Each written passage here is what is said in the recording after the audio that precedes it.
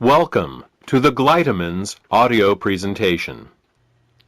In the next 20 minutes, you will learn what gallstones are, what kinds of problems they can cause, and what you can do to get rid of them. Gallstones are nothing more than coagulated bile. Bile is the green alkaline liquid produced by the liver, which, among other things, helps us digest our food. The liver produces about a liter of bile a day and stores it in a muscular sac called the gallbladder. The gallbladder then squirts this bile down a tube called the common bile duct into the small intestines to mix with the food that comes from the stomach. Well, that's what's supposed to happen. Unfortunately, with nutritional deficiencies and exposure to certain toxins, bile can thicken and form what is known as biliary sludge.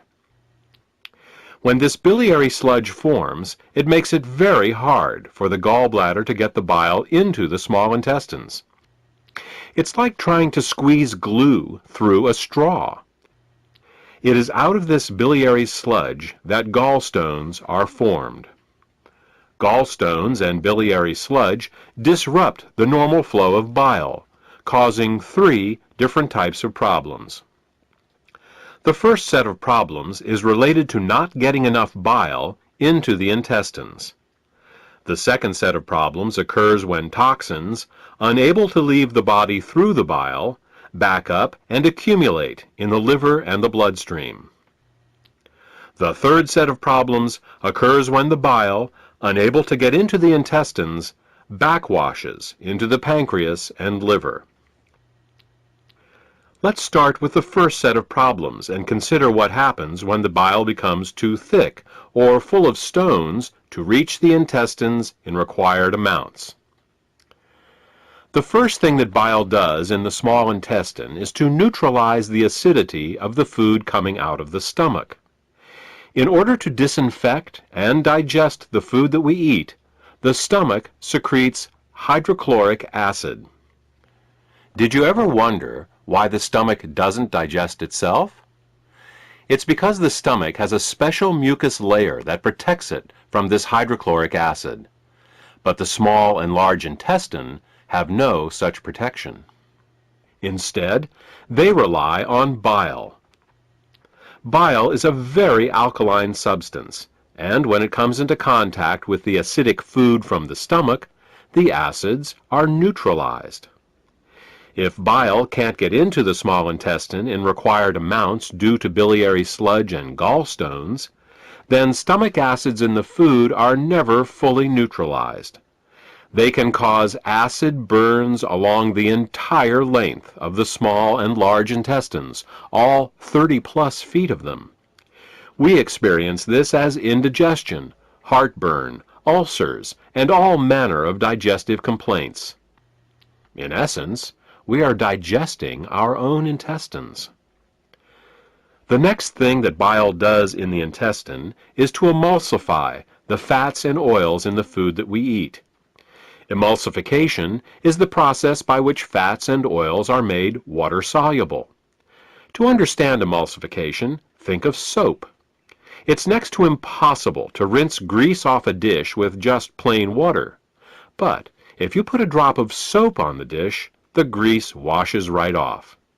That's because soap is an emulsifier. It's what allows fats and oils to mix with water. Bile is the body's natural emulsifier, and it is what allows us to digest the fats and oils we eat. Without this emulsification process, essential fats, oils, and all the fat-soluble vitamins we eat become very difficult to absorb.